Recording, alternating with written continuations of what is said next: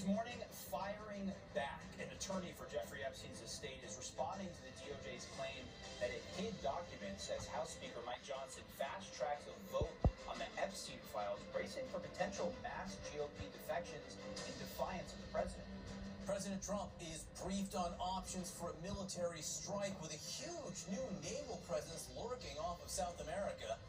And a wicked save. Cynthia Erivo comes to Ariana Grande's defense as she gets rushed by a man at an event. Kate and Sarah are out. The Patriots beat the Jets. And I'm John Berman with Omar Jimenez. This is CNN News Central.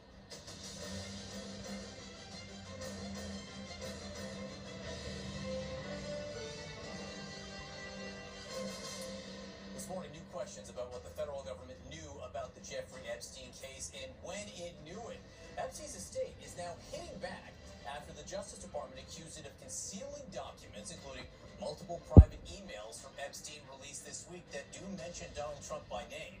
Those emails appear to contradict the claim by Epstein's longtime associate and now convicted sex trafficker Ghislaine Maxwell, who said during an interview with the Deputy Attorney General that she did not recall the president ever being in Epstein's house. Todd Blanche now says at the time he conducted that interview, law enforcement did not have the materials Epstein's estate hid for years and only just provided to Congress. But overnight, Epstein's estate responded in a statement saying it is inaccurate to assert that the estate has hidden anything. Rather, the estate has always complied with its document production obligations, including in multiple civil lawsuits in response to third-party subpoenas and in the current congressional investigation. All of this comes as House Republicans prepare for mass defections in next week's vote on releasing all the Department of Justice Epstein files. There have been questions about what the Senate might do if it passes the House. These comments from Republican Senator John Kennedy might indicate there's some support in the Senate, too. As a general matter, I think that I've said repeatedly, I think they ought to, I don't think this is going to go away, and as a moral principle, I think they ought to release the records.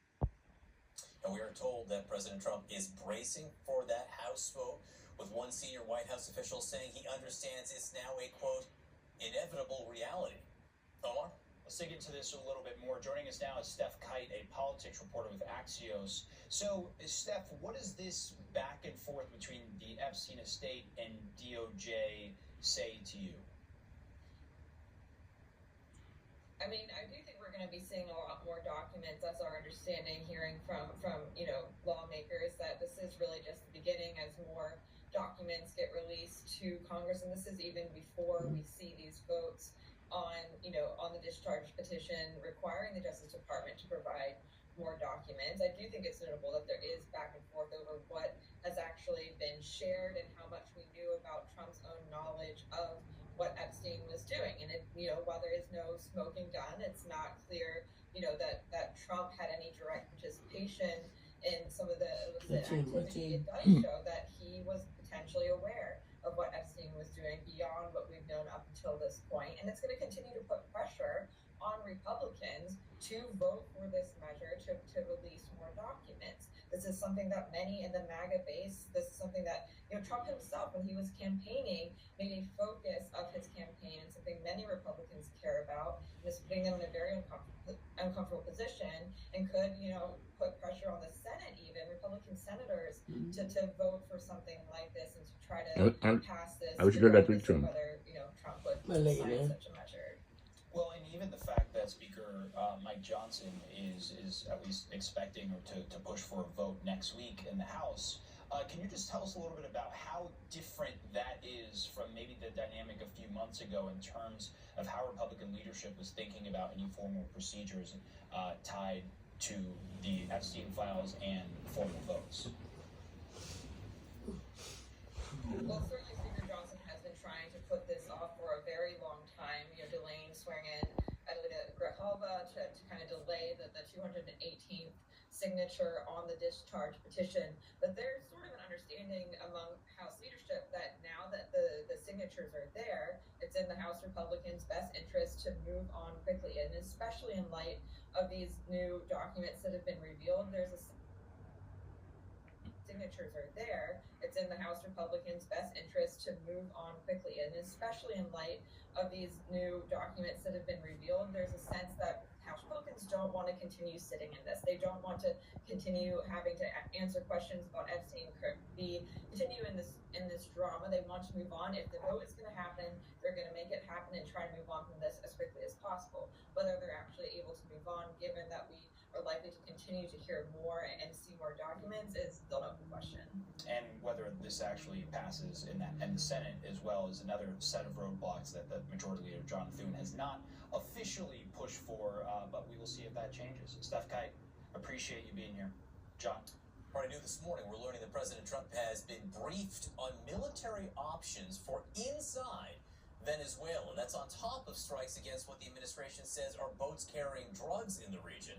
Additionally, the Defense Department is using very specific language while talking about this action, which is raising a lot of eyebrows. Let's get to CNN's Zach Cohen, who's got reporting on all of this. Good morning, Zach.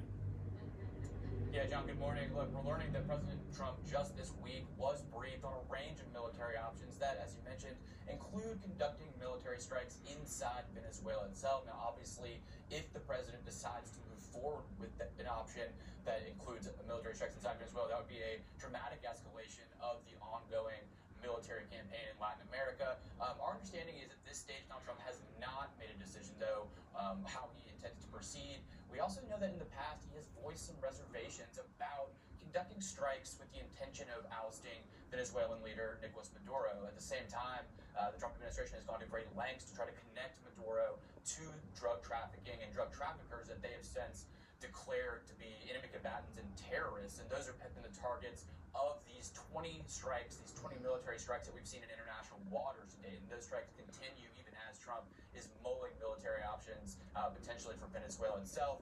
And we're also learning that behind closed doors, the Pentagon and military officials are really going to great lengths to try to connect these drug traffickers to this theory that they are effectively the same as terrorists and thus can be summarily killed without legal review.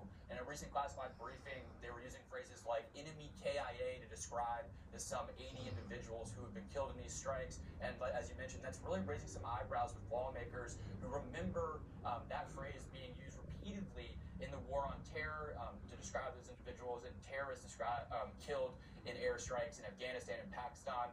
Obviously, some lawmakers wary of conducting an operation under a similar pretense, but still that does seem to be the way the Trump administration is couching and casting this ongoing military operation in Latin America. Yeah, major unresolved legal questions here surrounding all of this. Zach Cohen, great reporting this morning, as always. Thanks so much. Omar?